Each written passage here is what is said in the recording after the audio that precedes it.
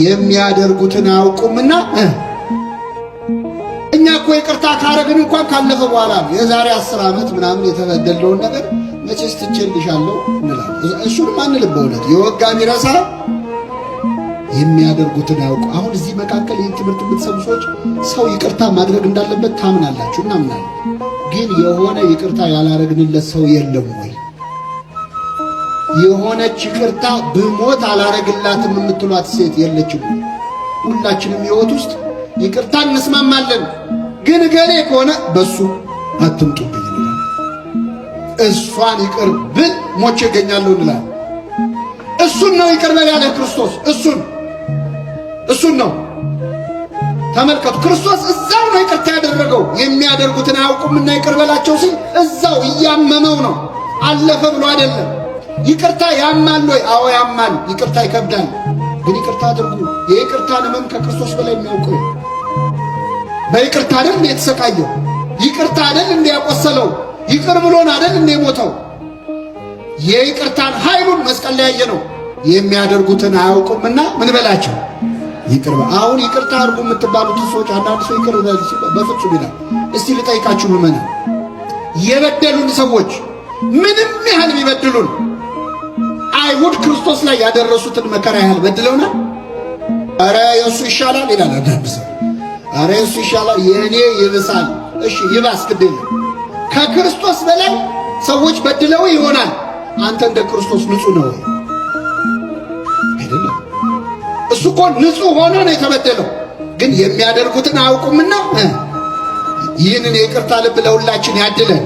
ለጠቅላላ እውቀት አይደለም የምነግራችሁ። ይህን የምትሰሙ ሰዎች ይቅር በሉ የበደሏችሁ ሰዎች። ለራሳችሁ ስትሉ ቂም መያዝ ማለት ምዕመናን ሰው ለመጉዳት ብሎ መርዝ መጠጣት ማለት፣ ሰው ለማበሳጨት ብሎ መርዝ መጠጣት። የምትጎዳው ራስህ ነህ። ለምን ነፍስህን ታቆስላታለህ? እዛው መስቀል ላይ ይህንን ንግግር ተናገረ ጌታ። ይህን ሲናገር የቀኝ ወንበዴ ልቡ ተሰበረ። እኔ ባልደረሱብኝ ሰዎች ላይ ደርሼ የሰው ንብረት ስቀማ ደም ሳፈስን የኖርኩት እሱ ለሚያሰቃዩት ሰዎች ይጸልያል ወይ ብሎ ልቡ ተሰበረና ጌታ ሆይ በመንግሥት በመጣ ጊዜ ምን በለኝ፣ ለሰቃዮች ካዘንክማ ለኔ አልጨክንብኝም።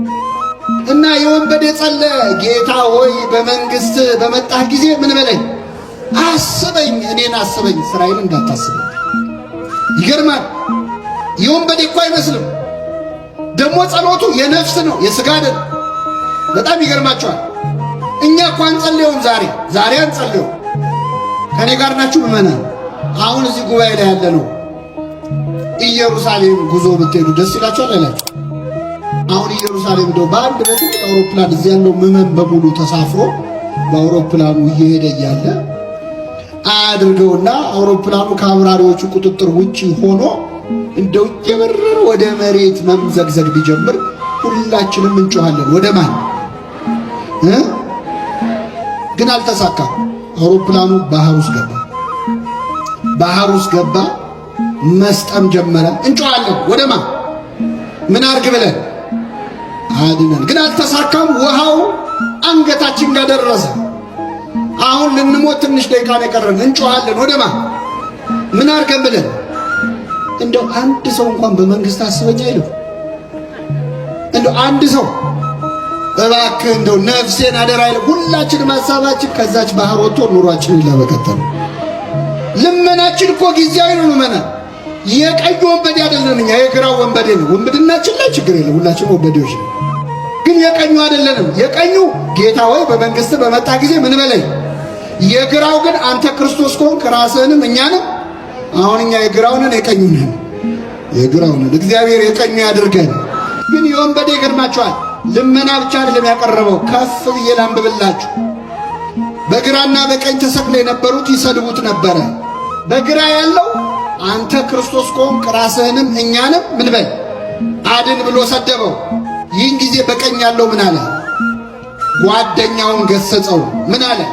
አንተ በዚህ ፍርድ ውስጥ እያለ እግዚአብሔርን አትፈራውም? የመጀመሪያው የዚህ ወንበዴ መልካም ሥራ እዛው መስቀል ላይ የተሰራ ሥራ ማለት የመጀመሪያው መልካም ሥራው ጓደኛውን መምከሩ ነው። እዚህ ፍርድ ላይ ሆነ እግዚአብሔርን አትፈራውም ወይ? ፍራው። ከዚህ በላይ ምን ስብከት አለ? የጥበብ መጀመሪያ ጓደኛውን መከራያችሁ። አሁን ብዙዎቻችን እዚህ መሃል ብዙ ወጣቶች አላችሁ። ወጣቶች አብረን ኃጢአት እንሰራለን፣ አብረን ግን ንስሐ እንገባ። አብረን እንወድቃለን፣ አብረን ግን አንነሳ። አብረን እንስከር፣ አብረን እናመንዝር እንላለን፣ አብረን ንስሐ እንግባ ግን መባባል ላይ ችግር አለ። ይህ ወንበዴ ብቻውን አይደለም ሊድን የሞከረው፣ ጓደኛውን መከረ። አንተ በዚህ ፍርድ ላይ ያለ እግዚአብሔርን አትፈራውም አለ። አንድ በሉ። ሁለት ከዚያ ምን አለ? እኛስ በሚገባ ተፈርዶብናል አለ። ምን ማለት ነው? በመስቀል ላይ ለመሞት የሚያበቃ ኃጢአትን ምን ብለናል? ሰርተናል። ተናዘዘ ኃጢአቱን። አያችሁ፣ ጊዜው ስለማይበቃ ኃጢአቱን ለመዘርዘር በአጭር ቋንቋ ለተረገመው የመስቀል ሞት የሚያበቃ ኃጢአትን ምን ብለናል? ሰርተናል አለ። ስለዚህ አንድ ጓደኛውን መከረ፣ ሁለተኛ ንስሐ ገባ። ለመስቀል የሚያበቃ ኃጢአትን ምን ብለናል ብሎ ሰርተናል። ሶስተኛ ይህ ግን ክፋትን አላደረገም። ምንም ክፋት አላደረገም ማለት ዓርብ ዕለት እስቲ ለክርስቶስ መጥቶ ምንም ክፋት አላደረገም ብሎ የመሰከረ አንድ ሰው አለ? የለም። በዋለበት የዋሉ ባደረበት ያደሩ ሐዋርያቱ ከዮሐንስ በስተቀር እግሬ አውጪኝ ብለው ብን ብለው ጠፍተው ብቻውን ነው ክርስቶስ። ማን መሰከረለት? አይናቸውን ያበራላቸው ሰዎች አይናችንን አበራው እንጂ ምን አጠፋ አላሉ። ያቺ ደም ይፈሳት የነበረ ሴት 12 ዓመት የልብሱን ጫፍ ነክታ ደሟ ቀጥ ያለው ደሜን ቀጥ አረገው እንጂ ምን አጠፋ አትንኩት አላለች። 5000 ሕዝብ አሳና እንጀራ በርክቶ ሲበላ ጥርቅ አድርገው የበሉት ሰዎች አበላን እንጂ ምን አጠፋ አላሉ። ከአልጋ ቁራኛ ከደዌ ዳኛ ከ38 ዓመት በሽታ ያስነሳው ሰውዬ እንኳን አልመሰከረለትም። እንዲያውም በጥፊ መቶታል። ይገርማል። አመመው ክርስቶስ። ለምን ትመታኛለህ? ያን ቀን ማንም አልመሰከረለትም። ይህ ወንበዴ ግን በአደባባይ መሰከረ። ይህ ግን ምንም ክፋትን አላደረገም፣ እኛንን የሚገባንን የምንቀበለው አለ። ከዚህ በኋላ ዞሮ ወደ ጌታ፣ ጌታ ሆይ በመንግሥት በመጣህ ጊዜ ምን በለኝ አለ? አስበኛል። ና ግባ አለው። ዛሬ ከኔ ጋር በየት ትሆናለህ? በገነት ትሆናለህ። እኛ ሕይወታችንን ሙሉ ማድረግ ያልቻለውን እሱ በዚህ ደቂቃ አደረገው። እኛ ንስሐ ለመግባት ስንት ምክንያቶች ነው ያሉ። ተማሪው ቆይ ትምህርቴን ልጨርስ ይላል። ሰራተኛው ቆይ ከጡረታ ልውጣ ይላል። ልጅ ያላቸው ቆይ ልጄን ላሳድግ ይላል። ልጁ ሲያድግ ቆይ ላስመርቀው ይላል። ሲመረቅ ቆይ ልዳረው ይላል። ንስሐ ላለመግባት ምክንያታችን ብዛቱ። እኔ የኔን ስራ ታውቀው የለም እንዴ? እኔ እኮ ነጋዴ ነኝ። አሁን ከስራዬ ጋር አይሄድም አይመቸኝም ይላል ብዙ ሰው። ምንም ባይመቸ እንደዚህ ወንበዴ ከመስቀል ጋር አልተቸነከርክም። ተቸንክሮ ነፍሱን አዳነ። ምናልባት የዛሬዋ ምሽት የመጨረሻ ምሽታችን ብትሆን ምን እናውቃለን? መቼ እንደምንሞት የሚያቅሰው አለ እዚህ መሃል?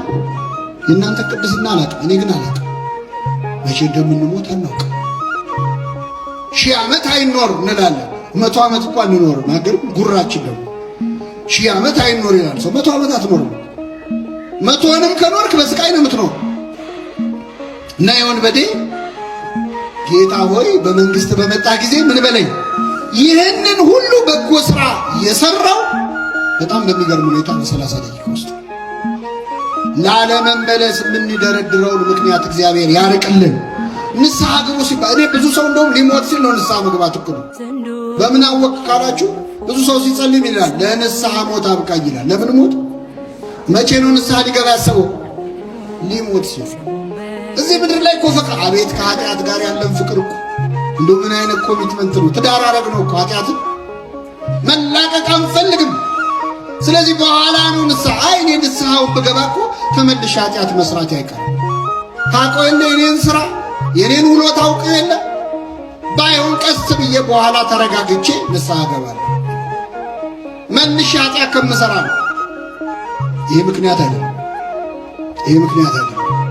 ምዕመናን በዚህ ሁሉ ነገር በተበላሸበት አገር ላይ እየኖርን አሁን እግዚአብሔርን ያልፈራን መቼ ልንፈራ? በየቀኑ ደም ሲፈስ እያየን፣ ግፍ ሲፈጸም እያየን፣ እርስ በርስ ሰው ከሰው ሲተላለቅ እያየን በዚህ ፍርድ ላይ ያለን እንኳን እግዚአብሔርን አንፈራ? መቼ ነው የምንመለስ? ምን ሲከሰት ነው የምንመለሰው? ምን ሲከሰት?